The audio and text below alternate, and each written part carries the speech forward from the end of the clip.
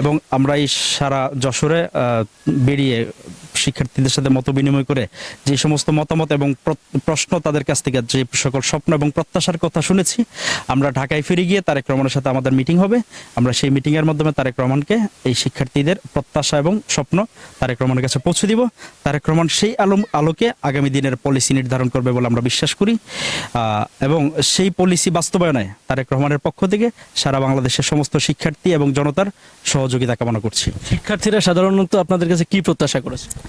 শিক্ষার্থীদের সাথে আমরা ইতিমধ্যে মত বিনিময় করে তাদের যে প্রত্যাশা পেয়েছি, তারা চায় একটি হিংসামুক্ত ক্যাম্পাস, একটি মাদকমুক্ত ক্যাম্পাস এবং সন্ত্রাসমুক্ত একটি ক্যাম্পাস তারা প্রত্যাশা করে। বিগত দিনে ছাত্রলীগ যেভাবে সন্ত্রাসের রাজনীতি পরিচালনা করেছে, তারা আগামী দিনে ক্যাম্পাসগুলোতে এই ধরনের সন্ত্রাসের বিচরণ দেখতে চায় না, তারা আগামী দিনে মাদকের বিচরণ দেখতে চায় না। এবং শিক্ষার্থীরা চায় এমন একটি শিক্ষা ব্যবস্থা, যে শিক্ষা ব্যবস্থার মাধ্যমে বেকার উৎপাদিত হবে না, হবে বরং কর্মজীবীরা। সুতরাং তাদের এই প্রত্যাশার সাথে সঙ্গতি রেখে ইনশাল্লাহ আগামী দেশ বিনির্মাণে তারেক রহমান ভূমিকা রাখবেন বলে আশা করি। আর একটা জিনিস দেখলাম, আপনারা স্টুডেন্টদের বিভিন্ন জিনিস উপহার দিয়েছেন, কি কি ছিল এবং তারা সেটা পেয়ে খুশি হয়েছে? হ্যাঁ, থ্যাংক ইউ। আমরা অতীতে দেখেছি ছাত্রলীগ নামের একটি সন্ত্রাসী এবং নিষিদ্ধ সংগঠন, তারা শিক্ষার্থীদের হাতে অস্ত্র তুলে দিত, মাথায় হেলমেট পরিয়ে দিত।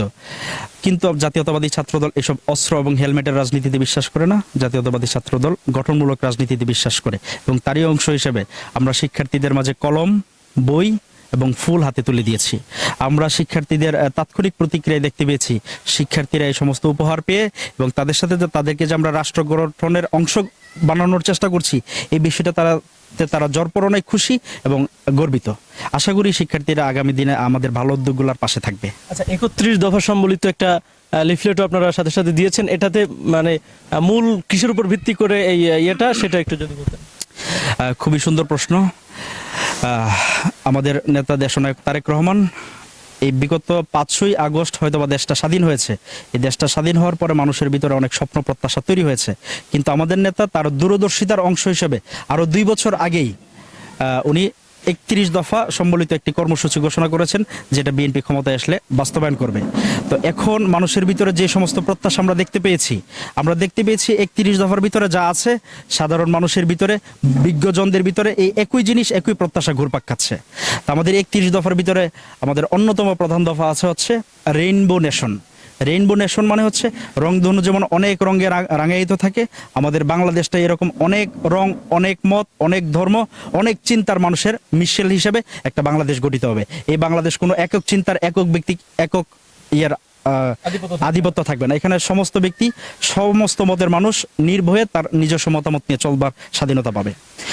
আমাদের 31 দফার মধ্যে আরো একটা গুরুত্বপূর্ণ দফা সাধারণ মানুষের ভিতরে যে একটা কমন ধারণা, যে কেউ যদি দীর্ঘদিন ক্ষমতায় থাকবার সুযোগ পায়, তাহলে সে ধীরে ধীরে স্বৈরাচার এবং ফ্যাসিস্ট হয়ে ওঠে, এবং আমরা বিগত 15 বছরে তার প্রমাণ পেয়েছি। তো আগামীর দিনে বাংলাদেশের প্রধানমন্ত্রী হওয়ার মতো যোগ্যতা সম্পন্ন বা বাস্তবতা সম্পন্ন নেতা বর্তমানে একজনই আছে, উনি হচ্ছেন তারেক রহমান। এখন তারেক রহমান, ওনার পক্ষে হয়তো বা বাস্তবতা আছে, সম্ভাবনা আছে আগামী দীর্ঘদিন ক্ষমতায় থাকবার, কিন্তু তারেক রহমান জনগণের এই পালসটুকু আমলে নিয়ে বুঝতে পেরে উনি নিজ থেকেই সরাসরি ঘোষণা দিয়েছেন যে কেউ 2বারের বেশি টানা প্রধানমন্ত্রী হবেন না।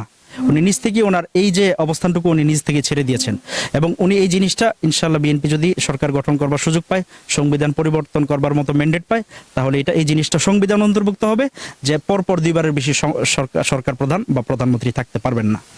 এবং আমাদের এই যে 31 দফার ভিতরে অন্যতম একটি গুরুত্বপূর্ণ দফা রয়েছে, সেটি সংবিধান সংস্কার কমিশন। আমরা দেখেছি বিগত ফ্যাসিস্ট এই হাসিনা সরকার কিভাবে সংবিধানটাকে কাটা ছেঁড়া করে তার মনের মতো একটি তার পৈতৃক সম্পত্তি বানিয়ে ফেলেছিল।